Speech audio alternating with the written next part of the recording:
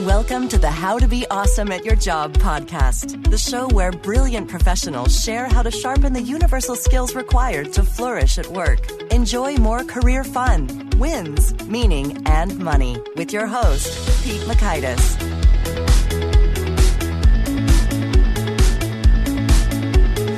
Hello, and thanks so much for joining us here for episode 154 with Tristan White. Tristan has earned recognition for building the best place to work in Australia, which is pretty cool. And he shares his own story and lessons learned along the way. So you'll walk away learning one, why Tristan quit his dream of working with elite athletes. Two, the one key question you should ask before committing to anything. And three, the power of noticing alone. So if you'd like to check out the show notes or the transcript or the links to items that we reference here, it's over at awesomeatyourjob.com/ep154. And while you're over at awesomeatyourjob.com, I recommend you check out some of our cool resources from the 10 Days to Winning at Work email course, all about slashing waste out of your work week to liberate additional time, or the Gold Nugget email summary insights in which each guest's wisdom is condensed. The best tidbits that you can read in under 2 minutes in an email are sent to you each morning when there's a new guest.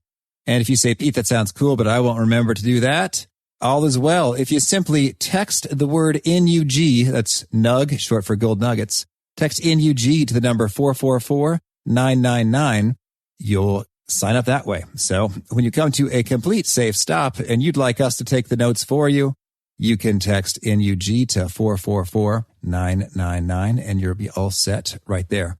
Now, here's Tristan's story. Tristan White is the CEO and founder of the Physio Co, providing over 200,000 physiotherapy consultations for seniors every year. For 8 consecutive years, the Physio Co has ranked as one of Australia's 50 best places to work and was named the winner of BRW's Best Place to Work in Australia in 2014. Tristan also runs a blog and regularly speaks at conferences and company meetings. Here is Tristan. Tristan, thanks so much for joining us here on the How to Be Awesome at Your Job podcast. You're welcome, Pete. It's fantastic to be on your show. Well, I'm excited to chat with you. So you are a pretty busy fellow, I imagine, and it's early in Australia as we're speaking. And so your claim to fame is having created the Physio Co and having grown it to receiving all these awards associated with being the best place to work in Australia. So could you maybe just orient us to the story of how this company came into existence from conception to now and what makes it sort of special and different? Absolutely, Pete. A strong culture is a passion of mine, but I think it's important that we go back to the start. And it's important to know that I'm a qualified physiotherapist, as it's known here in Australia, or physical therapist, as I think it may be known in the States. Mm-hmm. And I went to college and I studied physical therapy, and I had this real passion to, or what I thought was a real passion, to use those skills and work with elite athletes and work in sports physical therapy with people who were hopefully professional football was the sport of choice that I was hoping to become a sports medical specialist in. And I started my career and I started working in the junior level of elite sports. And just 1 year into my physical therapy career, I had this real challenge, this real conflict that my head was saying, Tristan, you're on the right track. This is the career you want. And my heart was saying, Tristan, this does not make you happy. This is not something you can possibly enjoy doing for the next 20 or 30 years of your life, if that's what you think a career is. And as just a 23-year-old recently graduated physical therapist who had started his career in a certain direction, I had a big conflict. And Pete, I was embarrassed at this point because I had told my friends and family and whoever would listen that elite sports physical therapy was the direction my career was headed. And just a year in, I was really struggling with it. And so I actually left that job and I was without a job for a period of time after 5 years of university and my first year of my career. And if I could pause for just a second, I'm so intrigued. Of course. You weren't feeling it. Can you tell me, what were the key elements that weren't resonating with you and how did those kind of show up for you emotionally? The first 6 months of that job, I was so engaged and I was working from a caseload of 0 patients to between 80 and 100 patients per week is what my caseload grew to very quickly. And I was a junior physiotherapist that I was really battling with being able to provide a great physical therapy outcomes for my clients. And I was really battling with just being the best communicator and the best rapport builder and the best time manager to stay on time with some of the things I really was focused on. But Pete, the thing that really struck me emotionally was the fact that I didn't get professional satisfaction from helping people to run faster, jump higher, tackle harder, which is what the elite athletes were coming to me to be able to return from their injuries for. And in the grand scheme of things of their lives, they were 90 to 95% functioning in the health of their daily lives. It was this elite part of their sports that they really wanted to improve at. Okay. And I personally had thought that that was going to really inspire me. But what did inspire me, Pete, and this is where I've headed to, is the fact that I got much more personal satisfaction from helping people that were much less functioning in their lives. And I'm talking about elderly people who may not have been able to walk the distance they wanted to walk or be in pain. And an example is an elderly person who I worked with in that first year who came into our clinic. And this person had a goal of quite simply being able to walk from their house down some stairs out to the front gate and to be able to collect the mail from the mailbox after it was delivered every single day. And that was so important to them, and they couldn't do it. And I was able to help them through some treatment on their hip and their knee to really improve that function in their lives. And these were the emotions that I was battling with. Was I wanted to do something useful in the world that made me professionally satisfied, and yet the elite sports wasn't doing it, but helping ordinary people with ordinary challenges be able to be better in their lives was something that I was much happier with, but I was so personally embarrassed by this realization so early in my career. Okay. Well, but you pushed past it, and then what happened? Yeah, so Pete, I left that job and I reflect on what I wanted to do with my career. And in short, I wanted a job that inspired me, and I was surrounded by other people, the other positive people that also enjoyed what they were doing. And I think most of us, that's what we're looking for, Pete. And I looked and I looked and I searched for a job that I thought would inspire me, and I couldn't find it.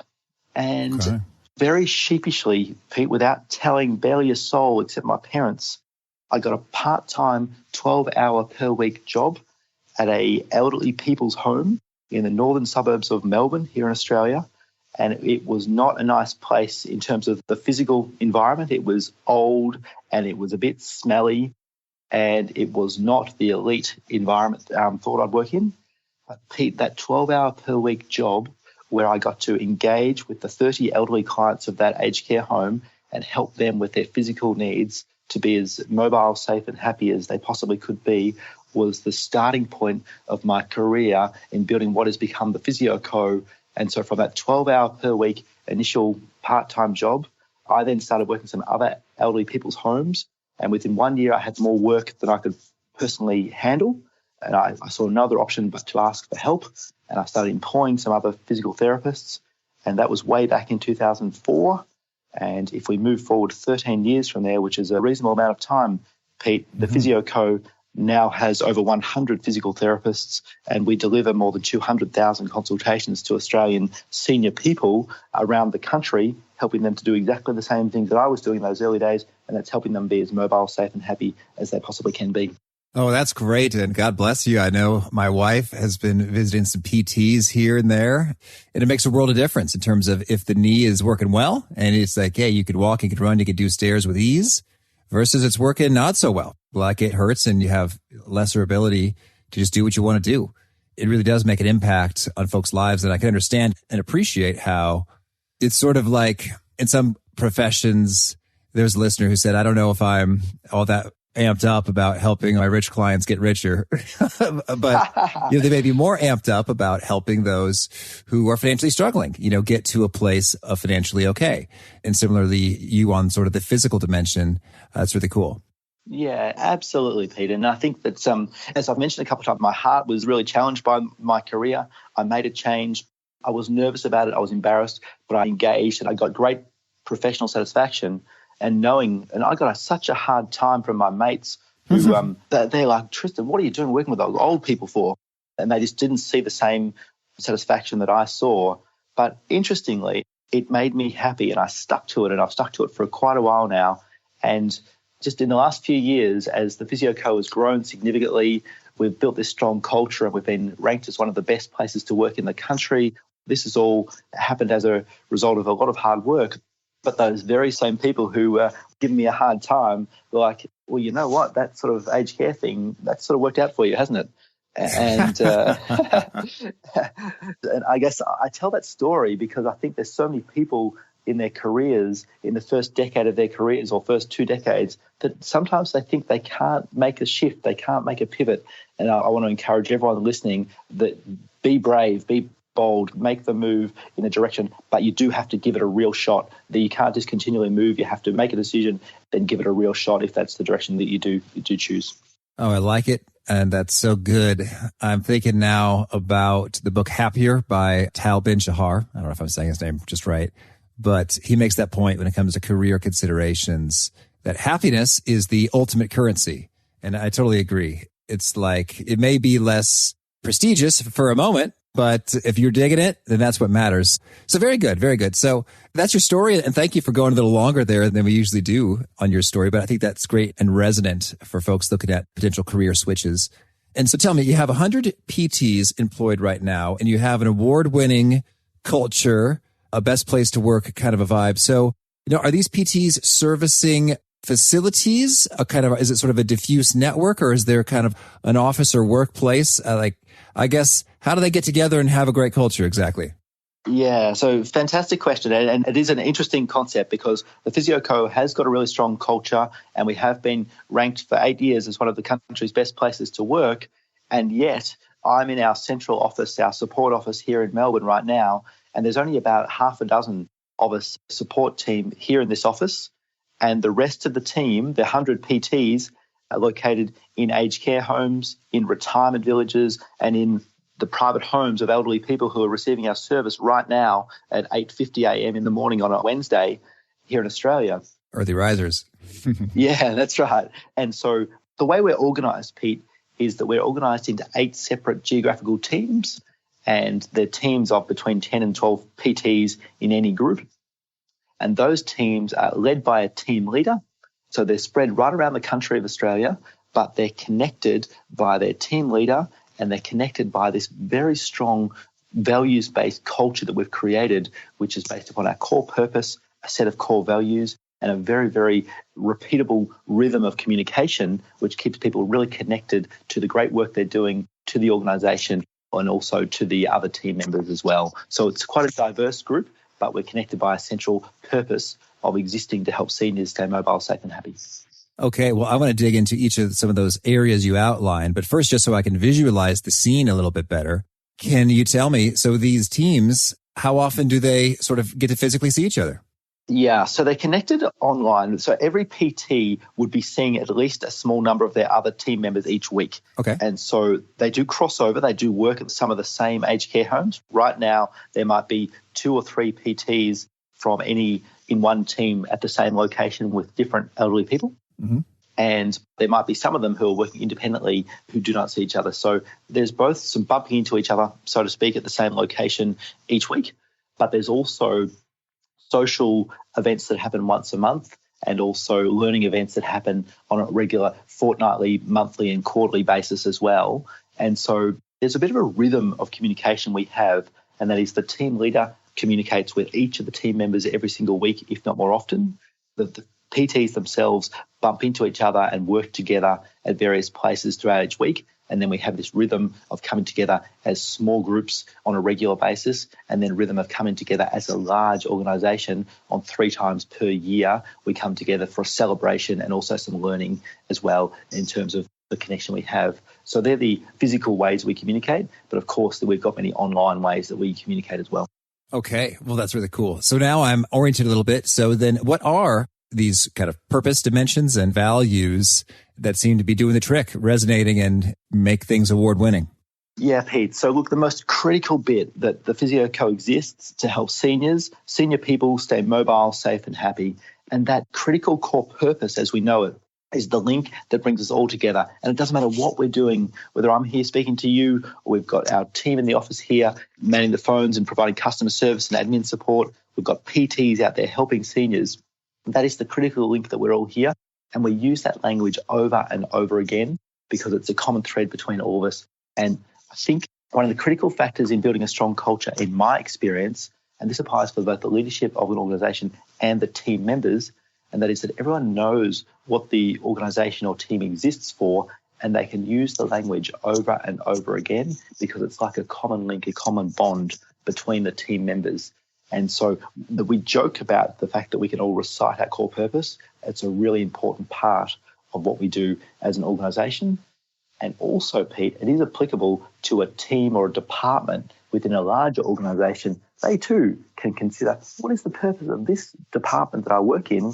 And any team member can engage in a conversation with others to say, hey, what are we here for? And what can we have a common link or common language that will really help us engage with what we're here for and build a better team? So core purpose is a starting point for a really strong culture. Does that make some sense to you, Pete? Oh, I hear you. And so now, and your core purpose, I mean, I don't know, it just makes you feel good. I mean, it just seems like there's something here beyond shareholder value and profit maximization that kind of resonates with sort of the human spirit. So could you maybe give us some pointers or principles in terms of, if you're thinking about the core purpose and the articulation of it, you know, what makes one good versus bad?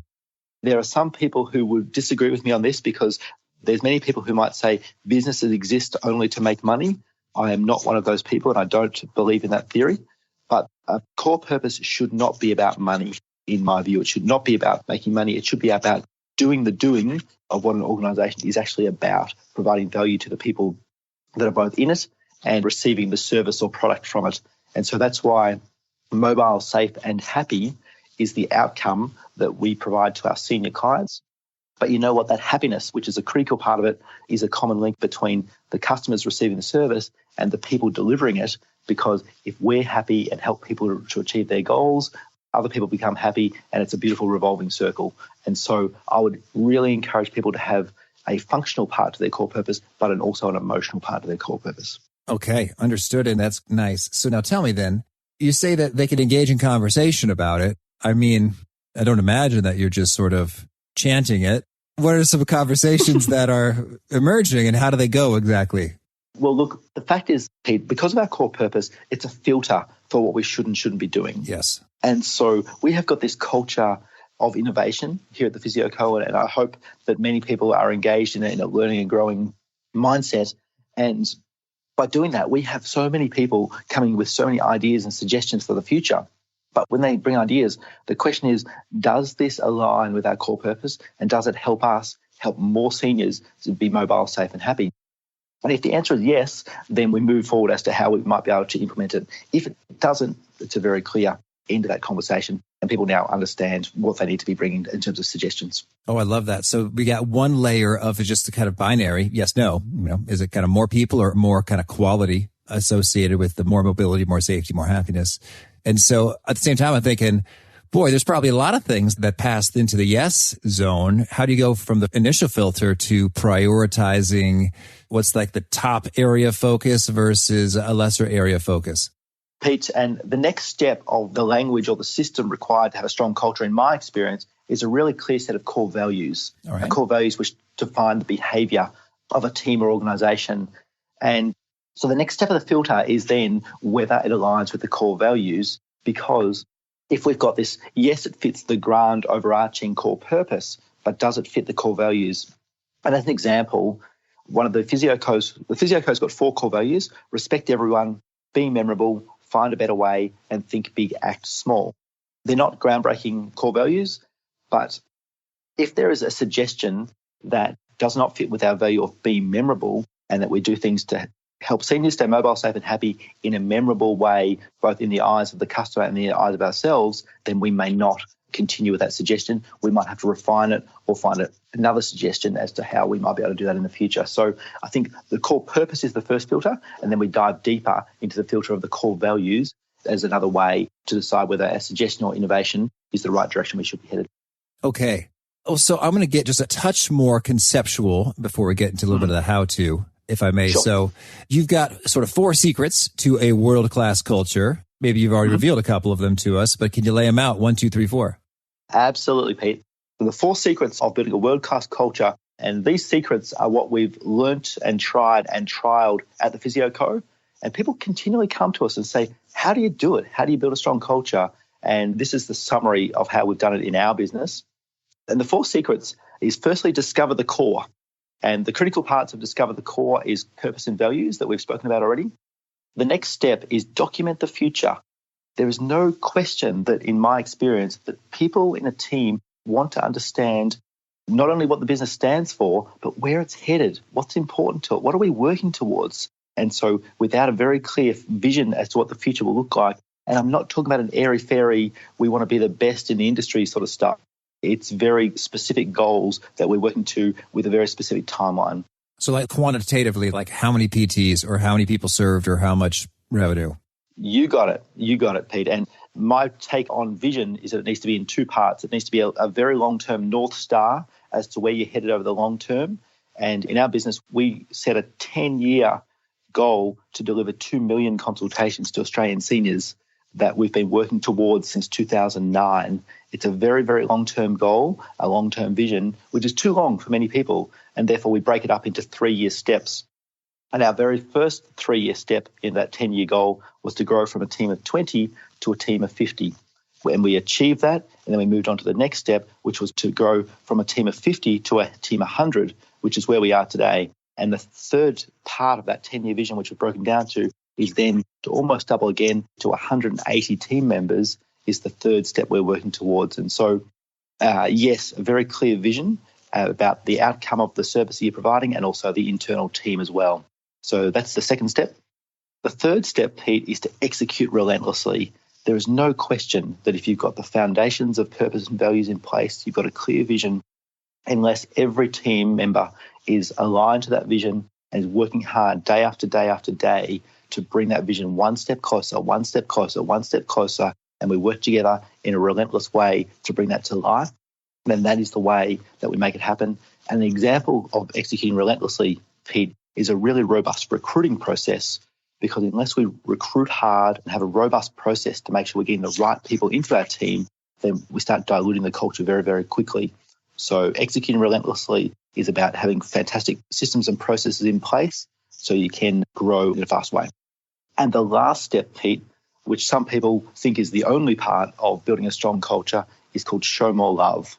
And it's the softer stuff, but it's important to note that it's so important to welcome people to your team in a positive way. And we think it's so important to have a party, have a welcome party when people arrive. It doesn't have to be a big bash, but it does need to be a welcome lunch or a welcome celebration every time someone joins your team. I think it's important that team members get regular recognition from senior management as well as their peers. And I also think, Pete, it is so critical that we document your culture with an inspiring culture library or memory bank, because a culture is about the memories of an organisation, and unless you capture them, you do miss them. And so every year at the Physio Co, we create what we call a culture book, which is an idea that I borrowed. Borrowed means copied, Pete, with giving recognition, and that's to Tony Shea of Zappos. And they've been creating a culture book for a long time. It is a yearbook where we publish some photos of the parties, of the people, quotes of our team, photos of our clients, and we really capture a year in the life of the Physio Co and share that with our team to make sure we are capturing the memories. And so to recap those 4 steps, discover the core, document the future, execute relentlessly, and show more love. Oh, thank you. Well, so now I guess I'm curious to hear, for the numbers driven, do you have any cool, maybe side by side, hey, your attrition rates versus typical PTs in Australia attrition rates, just to show just what this does for people's experience of work and how much they want to stick around?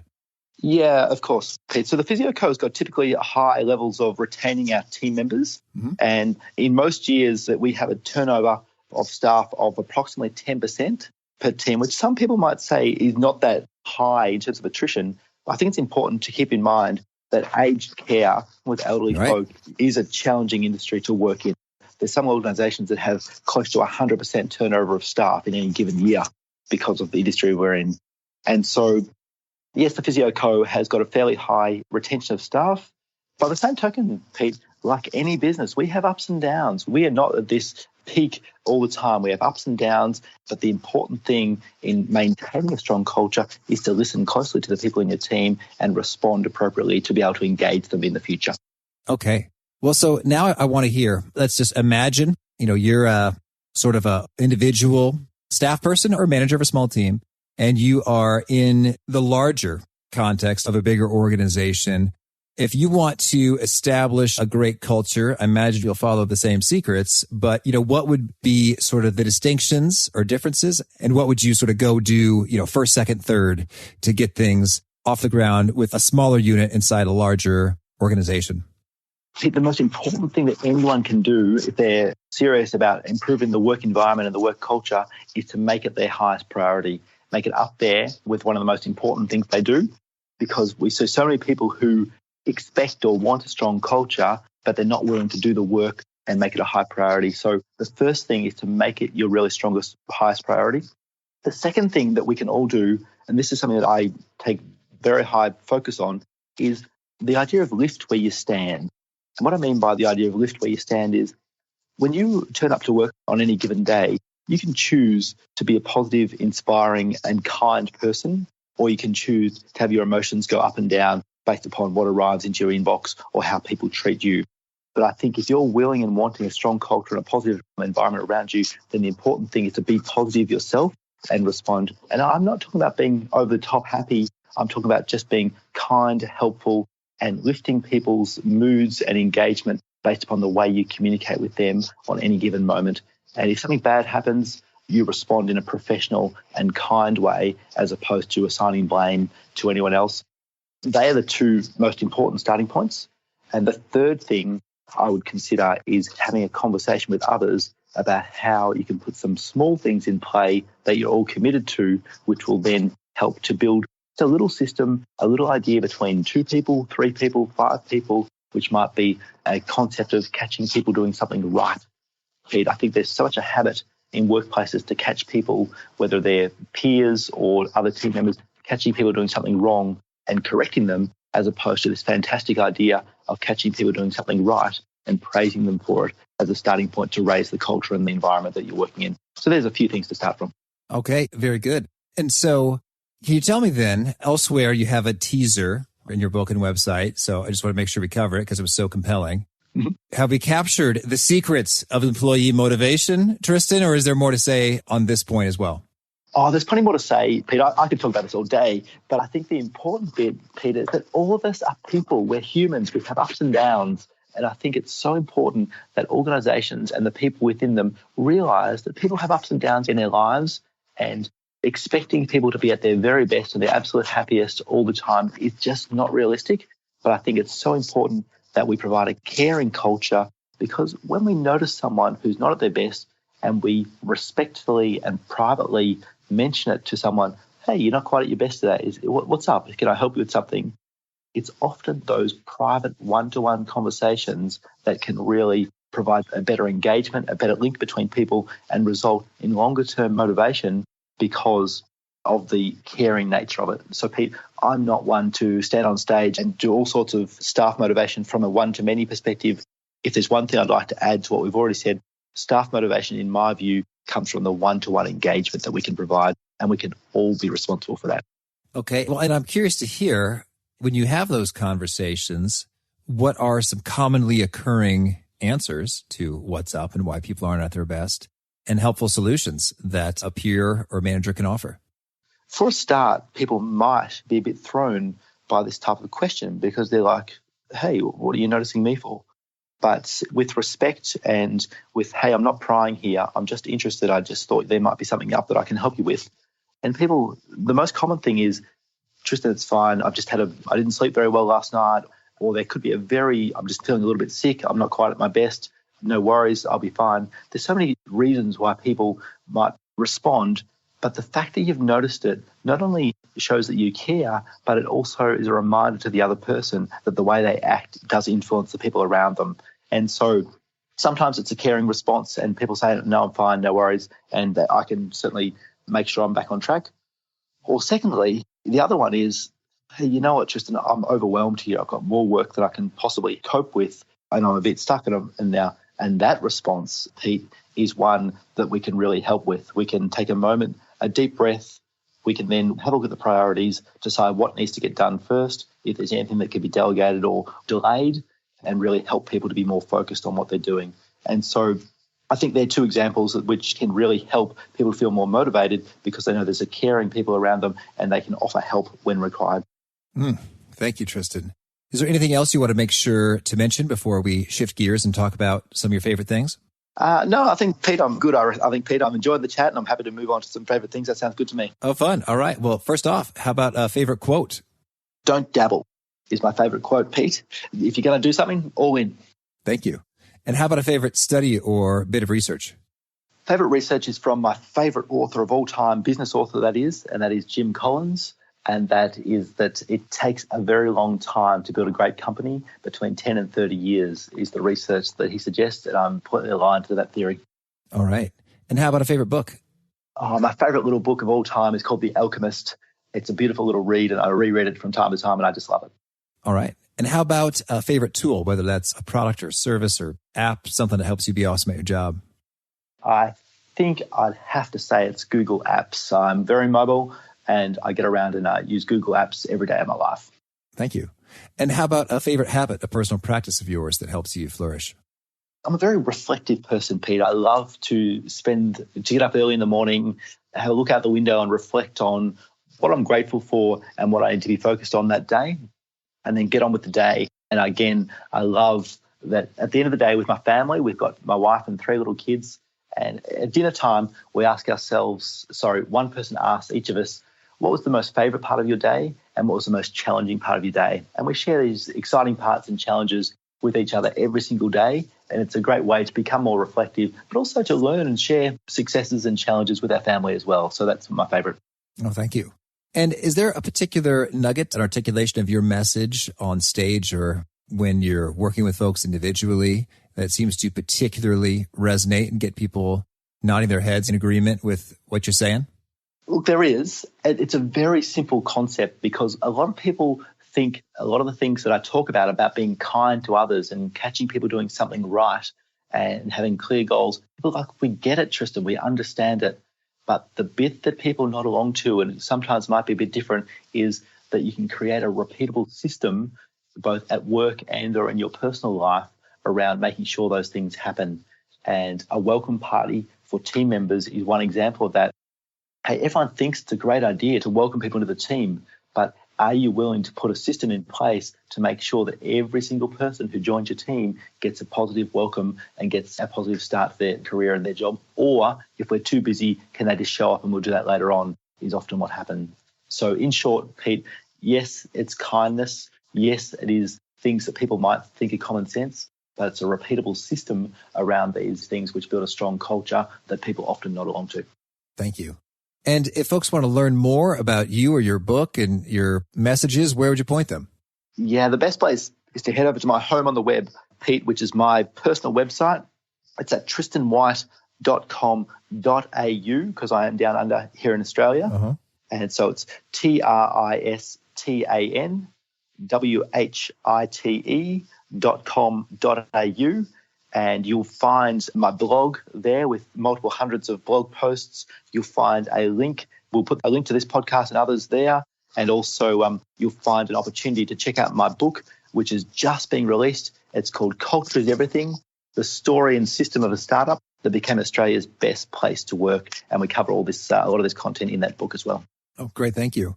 And do you have a final challenge or call to action for those seeking to be awesome at their jobs? Oh, the challenge is listen to your heart. There's no question in any part of me that says if you're not at peace with the work you do, then you're never going to be able to do your life's best work.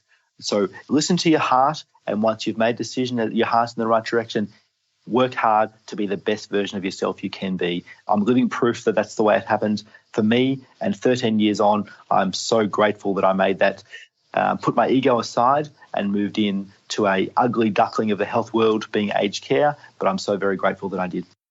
Yes. Well, we're grateful for what you've shared. Thank you, Tristan. Good luck with hitting the next upcoming goals and the book and all you're up to. You're welcome, Pete. Thanks for having me. Have a great day. I got such a kick out of simply noticing makes a huge difference. Even if you don't have all the answers, you don't have all the solutions.